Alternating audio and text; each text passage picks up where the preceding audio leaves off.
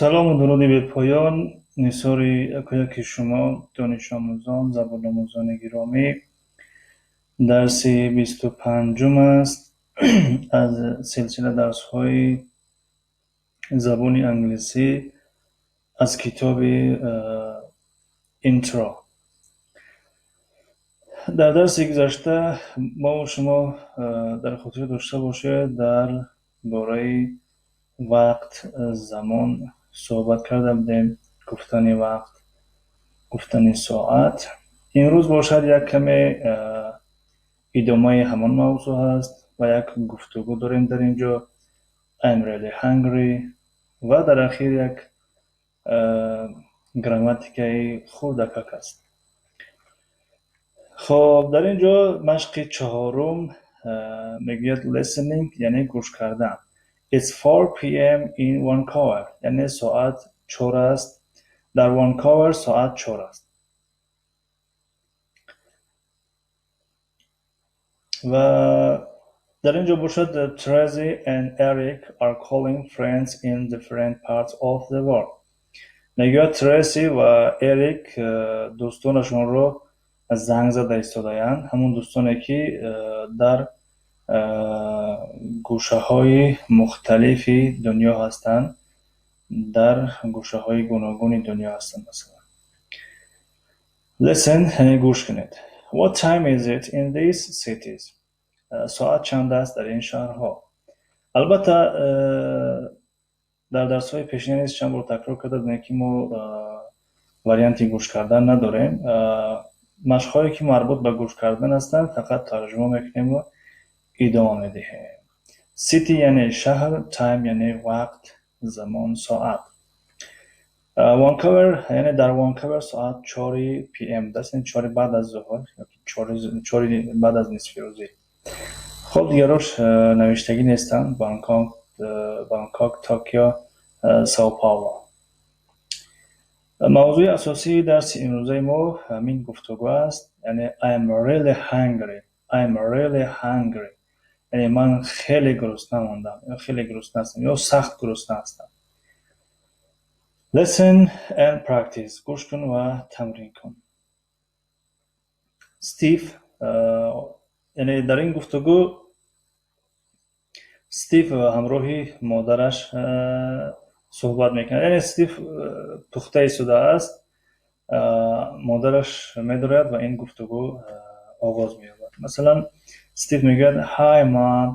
مام یعنی همون مادر است، یعنی مادر، اما لهجه هست مام. خیلی ما تاجیکانی مادر هست و اچه هست. مثلا خب های سلام اوچه، و اوچهش میگوید What are you doing Steve؟ یعنی چیکار کرده ایستاده استیو؟ I'm cooking. من پخته ایستاده‌ام، پخته پس کرده ایستادم. Why are you cooking now? It's 2 o'clock in the morning. میگوید برای چی تو حاضر پخته ایستاده‌ای؟ ساعت 2 شب است. خب در اینجا morning آمده است، یعنی 2 صبح است. ما و شما یعنی متوجه کنیم 2 صبح نمیگیم. البته در زبان انگلیسی از ساعت 12 شب این طرف صبح میگیم، اما در زبان تاجیکی ما و شما تا ساعت 6 یعنی شب میگیم. یعنی 2 شب است، 3 شب است، 4 شب است، 5 شب است. خب دیگر از 5 صبح بعد 6 صبح میگیم. یعنی میگه ساعت 2 شب است، برای چی تو پخت پس کرده ایستاده‌ای؟ Well, I'm really hungry.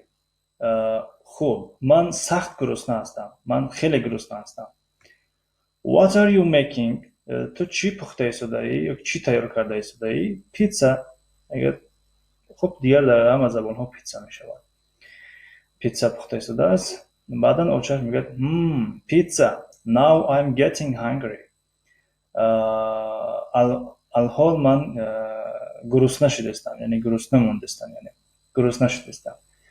یعنی خیلی در مو تاجیکان نیز هست که مثلا یک از بگه سمبوسا پخته استم یا آش پلاو پخته استم، چه خیلی گرسنه موندم یا چه خیلی گشنه شدستم. به همین معنی ها. مثلا let's eat یعنی بیا بخوریم. let's eat بیا بخوریم.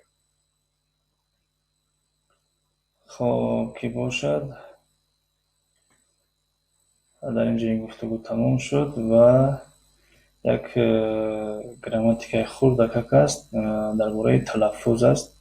pronunciation, rising and falling intonation، یعنی طرز تلفظ، بالا برداشتن و پایان فرآوردن آهنگ تلفظ. Listen and practice. Notice the intonation of the yes, no and WH questions. میگوید که دقت دهید، خوب گوش کنید و تمرین کنید. دقت دهید به آهنگ بله، نه و سوالهای WH. Is she getting up? Is she getting up? Is she getting up?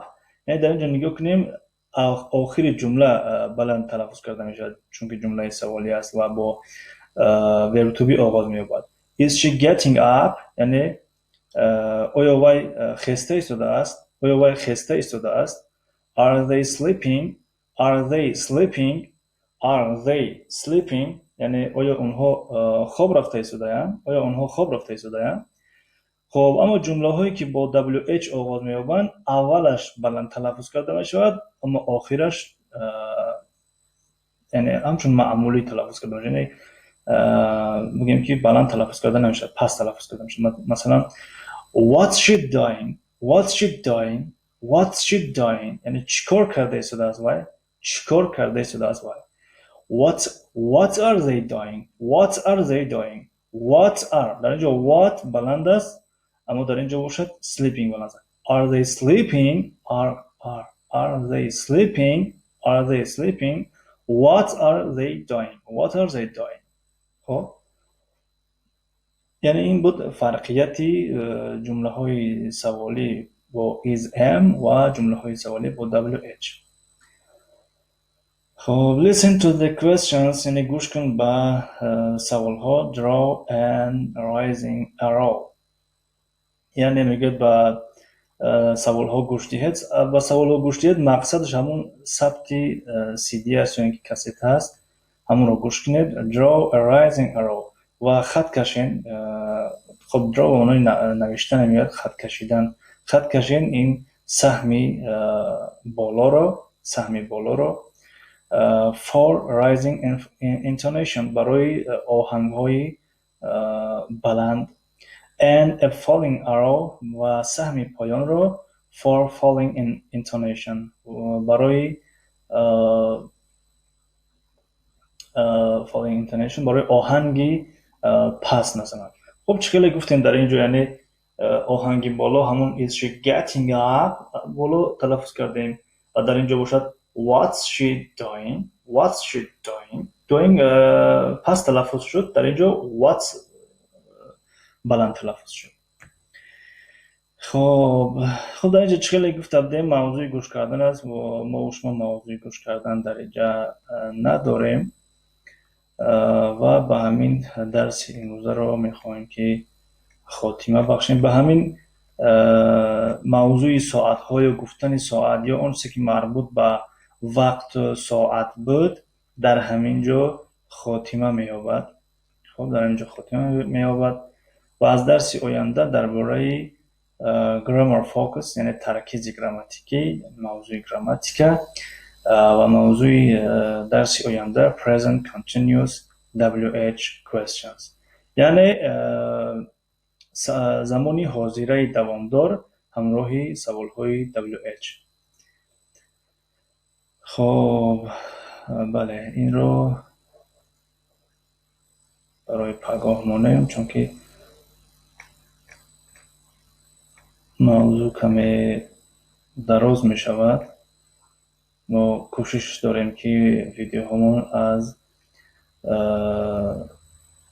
10 تا 15 دقیقه ادامه یابند.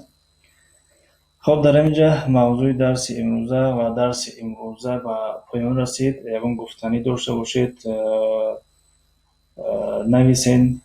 عادتا این درس ها رو در پریمیر میمونیم. یکم گفتنی، پیشنهاد، توصیه داشته باشید، نویسین و جون دل گوش میکنیم و میبینیم و قبول داریم. خب 10 ثانیه منتظر میستیم برای یکم کس یکم فکر داشته باشه نویسن، بعدا ویدیو خودش به انجام میرسه.